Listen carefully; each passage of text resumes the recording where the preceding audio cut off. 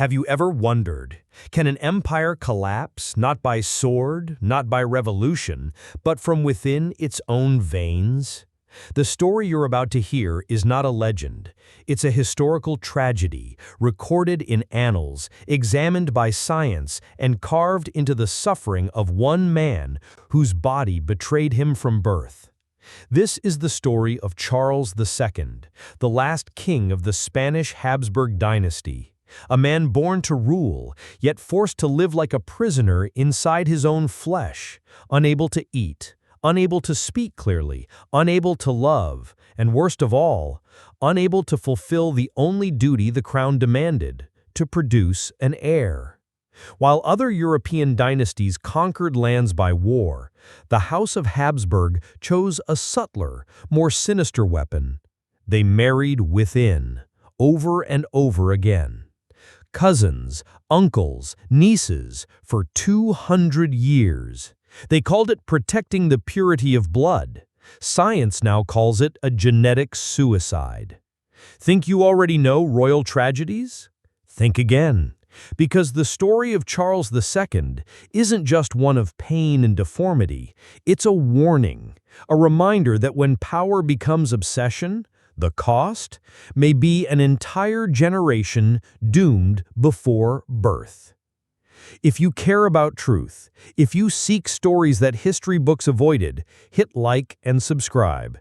You're about to enter a world where thrones are built not on gold, but on the bones of the broken. The House of Habsburg, a name that once made Europe tremble. Their empire stretched from Spain to Austria, from the Netherlands to Italy. They possessed not only land, but unmatched political and religious influence. And while others wielded swords to expand power, the Habsburgs chose a quieter, more dangerous weapon: marriage. Specifically, marriage within their own bloodline. They had a motto: let others wage war. You, happy Austria, marry. It sounds poetic, but the truth behind it is tragic. Queens married their nephews, princesses wedded uncles, cousins wed cousins, all in the name of keeping blood pure. Historians today estimate that over 80% of Spanish Habsburg marriages were between close relatives. Not distant cousins from a forgotten side of the tree, but individuals who shared grandparents, sometimes even parents. It was a genetic time bomb, ticking with every wedding. And Charles II was the explosion.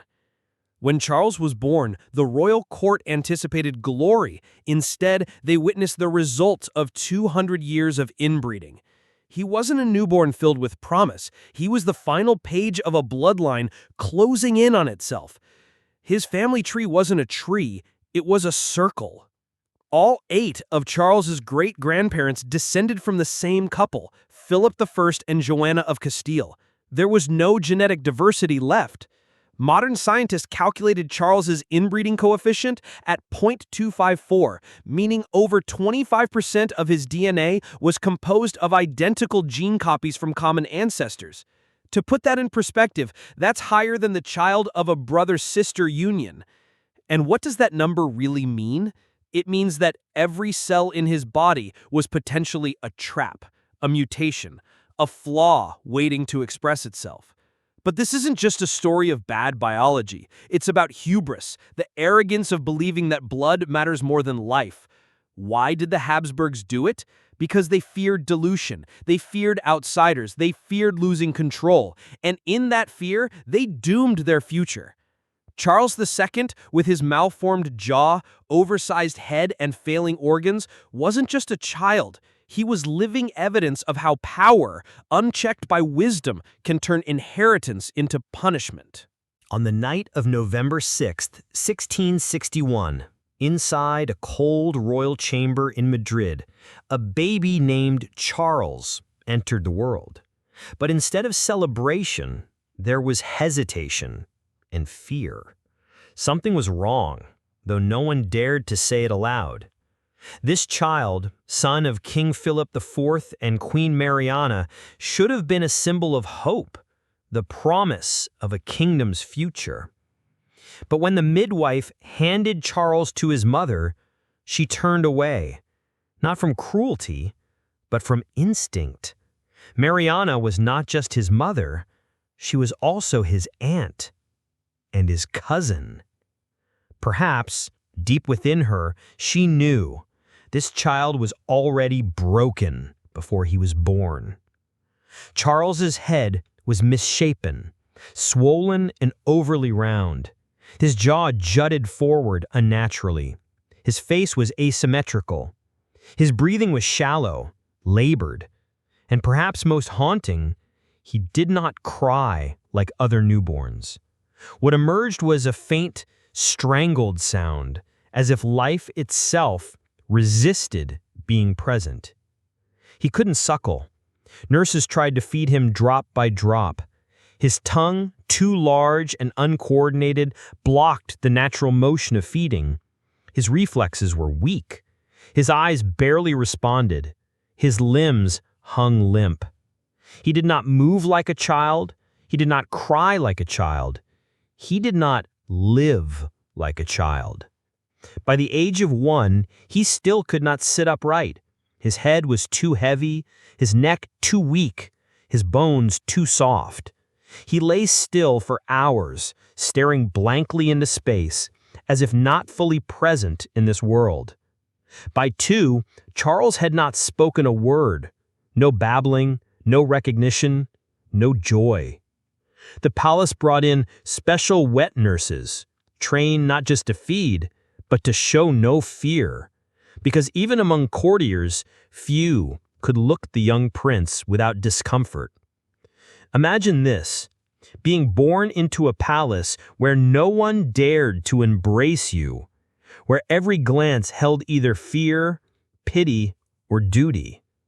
Charles wasn't a prince in the cradle. He was a reminder, a living, breathing consequence of decisions made generations before. At age 3, no one asked when he would walk, or talk, or play. They had stopped hoping. His body was too fragile, his face too distorted, his presence tolerated, not celebrated. But the court remained silent. Admitting the truth would mean confronting the collapse of their entire legacy. So instead they propped him up, not for care, but for ceremony. Charles wasn't living. He was being maintained like a relic, maintained like a symbol, maintained like an heir that could not fulfill the simplest human function: to be a child. His life became a ritual, lifted into his custom-made chair, cleaned, fed soft meals, dressed in gold-stitched garments he would never grow into, watched, hidden. Some ask, was he mentally disabled? But the more disturbing question is, what if he wasn't? What if inside this broken body was a fully aware child, watching, understanding, but never able to speak, never able to cry for help? Charles II, in his earliest years, wasn't just physically deformed. He was emotionally abandoned. And this abandonment wasn't done by evil men. It was done by well-dressed advisors, priests, and nobles who believed they were protecting a legacy. But what kind of legacy survives if it destroys its own children? Charles's childhood was not measured in milestones, but in missed ones. There was no first step, no first word, no sign of growth, strength, or joy. Instead, every year brought deeper evidence that something inside him was deeply, fundamentally broken. He couldn't walk until the age of 5, and even then, only with help. His legs were bowed and thin, his ankles weak, and his balance unreliable. The court physicians recorded that Charles could not support his own weight without assistance. Imagine the future king of one of Europe's most powerful empires, carried from room to room like a fragile porcelain doll. His digestive system fared no better. He couldn't chew food. His upper and lower teeth never met. His tongue, abnormally large and uncoordinated, often blocked his airway and speech. Every meal was an ordeal. His food had to be chopped up into paste, soaked in wine or broth, and spoon-fed to him like an infant. And the drooling? It never stopped. Attendants stood nearby during every public appearance, silk cloths in hand to dab his chin and chest. Diplomats wrote home describing the scene not with cruelty, but with visible discomfort. One ambassador noted, "His Majesty speaks, but it is impossible to focus on his words when his saliva falls like rain." His voice was another mystery. When he finally spoke, it was slurred, nasal, and nearly incomprehensible. Some believed he was simple. Others suspected the truth was far worse, that his mind was intact but trapped inside a mouth that could not function. And what of that mind? Some tutors reported that Charles struggled to learn even the most basic subjects. Simple math confused him. Latin, the language of diplomacy, eluded him. Yet other accounts say he enjoyed music, remembered melodies, and responded emotionally to certain songs. Was he intellectually disabled, or just imprisoned by a body too broken to express intelligence? He was a medical enigma, a biological paradox, and in time, a spiritual burden for the entire kingdom. Illness followed him like a shadow. Colds became fevers. Fevers became near-fatal infections. Smallpox left him scarred. Rubella weakened his lungs. A childhood illness believed to be measles nearly took his life. His immune system offered no defense. And then the whispers began. Some said he was cursed. Others said he was possessed. And the most devout believed his suffering was divine punishment for sins committed by his ancestors. But there were no demons in Charles's story, only genes. This wasn't witchcraft, it was science, though they didn't know it at the time.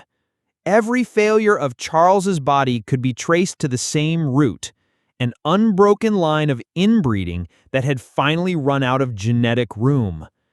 Imagine being born into a royal cradle and growing up inside a prison of flesh.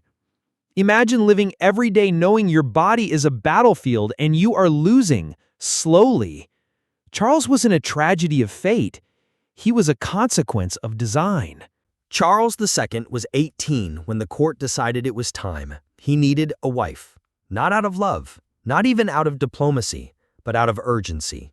The Spanish throne was teetering on the edge, and only an heir could keep it upright. Enter Marie-Louise of Orléans, 17 years old, a French princess known for her beauty, intelligence, and poise. When she arrived in Madrid, the contrast between her and Charles could not have been starker. She was radiant, he was ghostly. She glided into rooms, he was carried. The wedding was grand as any European monarchy could arrange. But behind the opulence was anxiety. Would Charles be able to perform his royal duty? Could he consummate the marriage? Could he father an heir? The answer came quickly. No. The wedding night was a disaster, not due to nerves or shyness, but incapacity. Charles's body simply did not function. Marie-Louise tried. She was patient, compassionate. According to court gossip, she even attempted to educate her husband gently, with kindness. But no effort could change what Charles lacked. The failure to produce an heir was not just a personal sorrow, it was a national crisis. Spain needed a future, and with each passing month, the pressure mounted. Physicians were summoned, elixirs prescribed. Marie-Louise was subjected to humiliating fertility tests. Charles was given concoctions of herbs, pearls, bull's blood, even dried animal parts. Nothing worked. Desperation turned superstitious. The Queen Mother, Mariana, arranged for Charles to sleep beside holy relics, bones of saints, clothing of martyrs. Then she escalated further. Charles was made to sleep beside corpses, decomposing bodies of previous kings, his own father included. The belief that some essence of fertility might pass from death to life. Still, nothing. After 10 years of marriage, Marie-Louise died suddenly. The official cause was appendicitis, but rumors swirled. Poison, suicide, grief? We may never know. What is known is that Charles was devastated, Despite the humiliation, despite the dysfunction, he had loved her, perhaps the only person who had shown him kindness. And now she was gone. What would become of the empire? No one in the 17th century could fully comprehend why Charles II's body was such a complete failure. But centuries later, with the rise of genetic science, humanity finally decoded the biological nightmare that bore his name. Modern DNA analysis revealed a terrifying truth. Charles II had an inbreeding coefficient of 0.254, meaning over 25% of his genes were exact copies inherited from common ancestors. To visualize this, that level of inbreeding is even higher than what would result from a brother-sister union.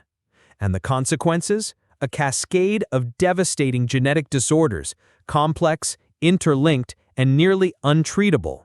First, Charles is believed to have suffered from complete pituitary hormone deficiency, a rare condition that left his body unable to produce growth or reproductive hormones. This explains why he never physically matured. Stunted height, underdeveloped muscles, atrophied reproductive organs, and total infertility were direct consequences of this syndrome. Second, he likely had distal renal tubular acidosis, a disorder that impaired his kidneys' ability to regulate blood acidity. This caused brittle bones, muscular weakness, and severe limb deformities. It explains why Charles's legs were bowed, why he couldn't stand upright, and why walking was such a painful ordeal. And most famously, we must mention the notorious Habsburg jaw, a condition known as mandibular prognathism. In ordinary people, this might be cosmetic. For Charles, it was catastrophic. His mouth could not close, his teeth couldn't align, his saliva poured constantly, and his speech was nearly intelligible. Many modern medical experts also believe Charles suffered from hydrocephalus, a condition where excess fluid accumulates in the brain, increasing intracranial pressure, triggering chronic headaches, memory loss, and possibly seizures. This could explain his fits of unconsciousness, his poor memory, and his lifelong struggle to remain alert and coherent. Each of these disorders alone would have made life unbearable. But Charles carried them all at once, as though his body were a failed experiment of nature. Can you imagine? Every cell in your body carrying a hidden defect, not from a virus, not from an accident, but from your own genes, unchangeable, inescapable. And still, you are expected to live, to rule, to reproduce. Today, science calls this genetic collapse. For Charles, it was not a theory. It was his daily fight, to breathe, to eat, to simply exist. And perhaps the most tragic part, no one dared to tell him the truth, that he was not cursed, that he was not possessed. He was the victim of a power system that destroyed itself through the arrogance of bloodline purity. What do you think when you look at a royal portrait? Perhaps nobility, strength, divinity. But look closely at Charles II's portrait in the Museo del Prado. Behind those vacant eyes lies no power, only pain, and a silence that lasted for centuries. Power has a price, but what if that price is a person? What if that person is a child, born into gold, but suffocated by silence? Charles II was not merely a king, he was a prisoner of expectations. The palace halls were adorned with velvet, gold, and whispers. And those whispers, they were crueler than any war. No one dared to speak the truth. Not to him, not to the public, not even to themselves. The truth? That their king, their hope, their future was dying in slow motion. Behind closed doors, Charles drifted in and out of illness. Fevers spiked without reason. He would lose consciousness during meetings, tremble during meals. And yet, official records painted a picture of normalcy. "The king is in good spirits," they wrote. "His Majesty is improving." But the servants knew, the physicians knew, even the dogs in the palace perhaps knew. The pain wasn't just physical, it was institutional. Spain had become a stage, and Charles its tragic actor. Every motion, every word rehearsed, every failure concealed behind ceremonies, rituals, and opulence. He was paraded through streets, barely able to wave. He sat on thrones too large for his frame, dressed in armor he could not lift. They called it majesty, but it was mockery. And through it all, Charles remained silent. Was it confusion, or did he understand but choose to play along, out of duty, fear, or the simple desire to be loved? Because above all, Charles was human. He felt the stares. He heard the sighs. He knew when the room went quiet upon his entrance. This wasn't just a failure of a body. It was the failure of a system, one that valued blood over breath, legacy over life. And yet, the pressure didn't stop. After the death of Marie Louise, Charles was urged to marry again, not for companionship, not for love, but for the same reason he was born, to produce another pawn. His second wife, Maria Anna of Neuburg, came from Germany, strong, fertile, politically calculated. But no child ever came, not because of her, but because the king she married could barely stand, let alone consummate. Still, the palace tried. Every failed month was met with a new treatment. Incense, prayers, tonics, even powdered gemstones. Nothing worked. Desperation gave way to paranoia. Witchcraft was blamed, midwives arrested, enemies accused. The king, now visibly deteriorating, was believed to be cursed. But science would say otherwise. By his late 30s, Charles looked 60. His skin sagged, his voice weakened, his hair thinned. He lost most of his teeth. He would sleep for 20 hours a day, and still they paraded him in public to maintain the illusion. His counselors fought over succession. Foreign ambassadors wrote urgent letters. The king cannot last much longer.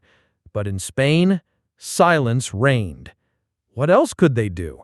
Admit defeat? Declare the bloodline broken? Let the empire collapse? No, they kept the mask on, until even the mask began to rot.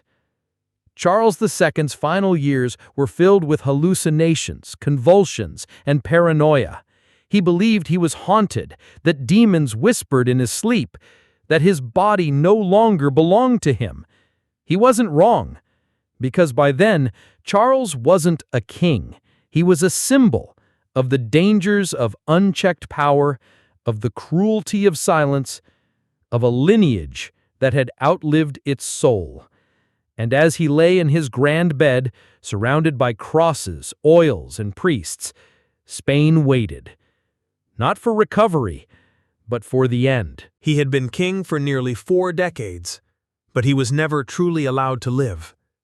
When Charles II finally departed this world on November 1st, 1700, he was only 38 years old, yet his body had suffered the decay of someone twice that age. He left no heir, no child to carry the Habsburg name, and in his wake, he left behind more than a power vacuum. He left a cautionary tale. His death triggered the War of Spanish Succession, a brutal conflict that reshaped Europe. Nations collided, alliances broke, blood was spilled, all because one man, molded by centuries of incestuous pride, could not do what was expected of him. But this wasn't just about Charles. This was about an empire that had ignored the warnings, a dynasty that thought it could cheat nature. They believed blood alone could protect power. They were wrong. As Europe plunged in the chaos, Spain found itself fractured, not just politically, but spiritually. The illusion of divine monarchy had been shattered by a king who could barely walk, barely speak, barely breathe. And still, in his last moments, Charles found a kind of tragic clarity. His final words, dictated to his scribes, expressed not power, not vengeance, but something startling. I hope in death I find peace that I could not find in life. It was not a king's proclamation, it was a man's quiet plea. Today, Charles II remains a subject of fascination, in medical journals, in textbooks, in portraits that try but fail to hide his suffering. But let us not remember him only as the king who couldn't chew, who couldn't father, who couldn't rule. Let us remember the boy who was never given a choice. Let us remember the man who inherited a throne and a curse. And let us remember that behind every crown lies a cost. The Habsburg dynasty didn't collapse by sword, rebellion, or a bloody coup. It decayed, slowly, silently, from within the royal womb, where children were not born for life, but for duty to preserve a bloodline. Charles II was the final candle of an empire that once ruled half of Europe. But this candle did not burn with light. It burned with pain, disease, and 38 years of silence. And when it went out, all of Europe trembled. His death didn't just end a dynasty.